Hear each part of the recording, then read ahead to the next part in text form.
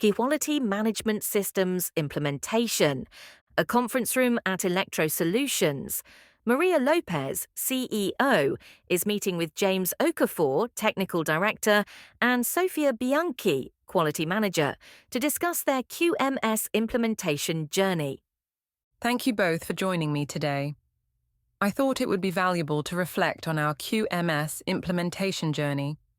What worked well, what didn't, and what we learned. James, would you like to start? Sure. When we started this process 18 months ago, I have to admit I was skeptical. I thought it would be just another bureaucratic exercise, lots of documents, little practical value. Many people felt that way. I remember in our first planning meeting, one department head was saying it would just slow everything down. Absolutely. But what changed my perspective was when we began mapping our processes. While we were documenting the design process, we discovered that different teams were using different criteria for design reviews. No wonder we had so many revision cycles. That's a great example. Sofia, from your perspective as quality manager, what were the biggest challenges? Document control was definitely one.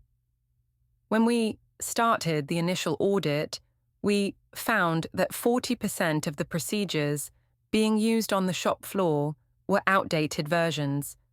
People were working from different instructions, but everyone thought they were following the standard. I remember that. While we were implementing the electronic document system, we discovered even more versions floating around on personal drives. Exactly. Another challenge was resistance to process ownership. When we first assigned process owners, people were worrying about additional workload without understanding the benefits. How did you overcome that resistance? We organized small wins to demonstrate value. For example, while the production team was struggling with material shortages, we used the new process approach to analyze the supply chain. We identified 3 critical bottlenecks and implemented solutions within 2 weeks. On-time delivery immediately improved by 15%.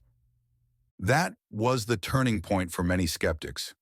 People began to see that the QMS wasn't just about compliance. It was about solving real business problems. What about management review? That's an area where many companies struggle. Initially, our management reviews were focusing too much on presenting data and not enough on making decisions. We were spending hours reviewing metrics without clear outcomes. Yes, we redesigned the whole approach. Now, before each review, we circulate the data in advance. During the meeting, we focus on decisions and actions. The last review lasted just 90 minutes, but we made 5 significant decisions that addressed our biggest quality risks. That's excellent. As we look forward, what's next for our QMS? While we were preparing for the surveillance audit last month, I realized we've made great progress on the fundamentals, but there's still work to do on integration. Some departments were treating quality as a separate function rather than an integral part of their work. I agree. Our next focus should be deeper integration and more emphasis on risk-based thinking. While we were reviewing customer complaints last quarter, we noticed that we were reacting to issues rather than preventing them. Those are excellent insights. This conversation confirms what I believed when we started this journey.